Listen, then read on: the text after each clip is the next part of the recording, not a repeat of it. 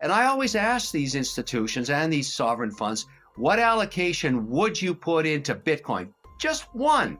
Bitcoin, which is the granddaddy digital asset, everybody knows that. And as Bitcoin prices went past that 1% allocation, let's say, they'd sell it back down to 1%. But just importantly, if it dropped below 1%, they'd buy it back up. So there'd be an eternal bid forever. They need to get it right. They just need to get it. In other words, we got to move forward on something here. And I'll tell you why. For all of the people in the crypto universe, and there are many, that don't think we need regulation, let me point something out that would get everybody on board. It's a very simple quantum mathematics, and here's how it works.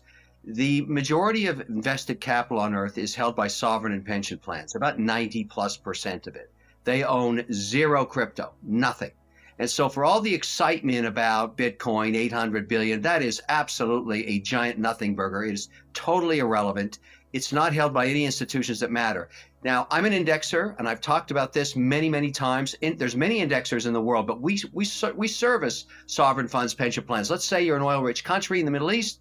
You're making 250 million cash a day, US dollars, in oil revenues. You don't want to reinvest in oil. You want to invest in every other sector. So they'll go to an indexer like me and say, index the S&P 500, less energy, less airlines. That's the kind of index we do. And so we see these fund flows, trillions of dollars of fund flows every year just going through the system. Indexers see that every 24 hours.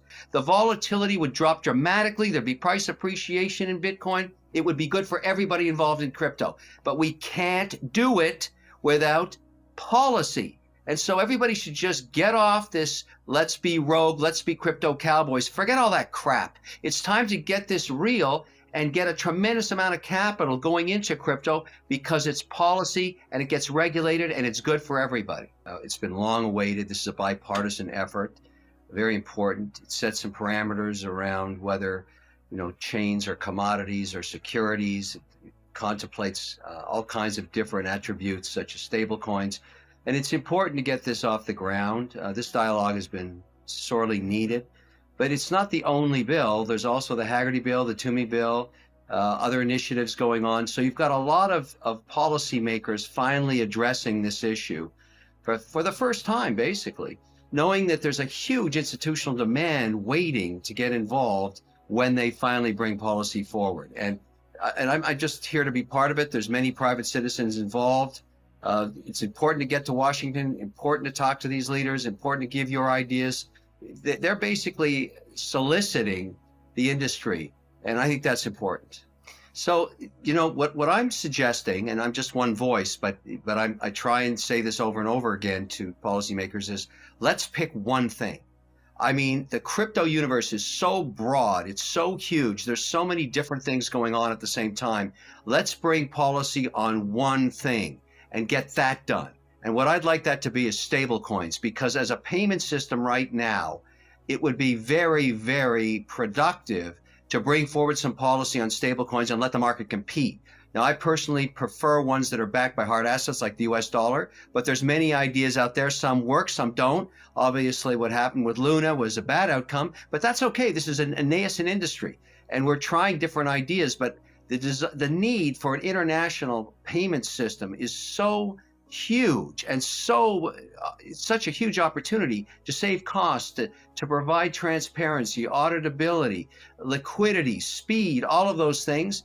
That's what I'm suggesting. Let's pick one thing and bring policy on stablecoins. Let's nail that, and then we'll move into Bitcoin, we'll move into blockchain, we'll move into other things, but NFTs, but let's nail one thing. Because the largest economy on earth is financial services. I think crypto will be the 12th sector of the economy within 10 years because it adds so much liquidity, so much productivity, so much transparency, so much auditability. It's so much better than what we're doing right now, which is so expensive and so slow. And I think crypto and blockchain and the services and financial transactions, microtransactions, all of it are going to lend itself to this blockchain auditability, transparency, the ledger system. It all makes sense to me, and I think regulators are starting to figure that out. I own 32 positions, 32 chain projects, 32 different coins and tokens. I have no idea which ones will win over the next 5 years, but I don't need them all to win. I just need a few to win, and that's what diversification is all about. And I've made some investments in the infrastructure. You know that old adage in the gold rush, you were better owning and selling picks and shovels and jeans than you were trying to find gold, because that was very hard to do. The infrastructure of crypto are companies like FTX, I'm a shareholder, Circle, I'm a shareholder, WonderFi, I'm a shareholder, Immutable Holdings, I'm a shareholder. I've given money to all of these projects because they make a lot of sense to me and I use them all. And they're centralized, decentralized. There's stable coins in there. There's the FTX platform, which is the first compliant institutional platform I can find. And those are the kind of things that really matter to me. And I have to disclose, yes, I'm a shareholder in FTX. I'm also a paid spokesperson. So I'm eating my own cooking, but I'm also talking about the merits of their compliance platform. I'm constantly trying to find a way, the path of least resistance, to invest my capital, redeploy it. I have to look around the world for opportunities. I have to be diverse. And, crypto to me, when it was being frowned upon by regulators in a very harsh way, if you recall, 2017 was probably the height of when regulators were clamping down on tokens and different ways to tokenize assets like hotels and everything else back then. And as a result, I'm so involved in the traditional financial services market where I'm highly regulated and I have to report almost monthly to both my internal auditors, compliance department, and external regulators all around the world, that's the world I'm used to. And I saw no relief coming from regulators. And then what turned me around, what changed me completely, was when the Canadians, the OSC, granted the very first crypto exchange license attached to a dealer broker. A compliant platform. It wasn't rogue anymore. They told Canadian citizens you can transfer your cash out of your bank into this centralized wallet and you can trade Ethereum, Bitcoin, and slowly more and more coins were added. Then they announced in Canada the very first Bitcoin ETF. Then they announced the very first ETF that was for Ethereum. They were moving forward with policy that was regulated.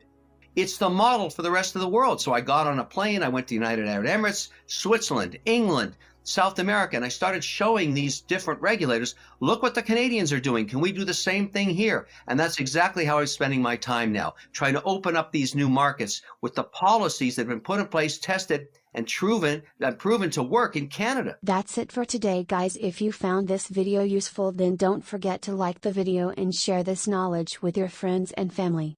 And don't forget to check out the full video, link is in the description. Thank you.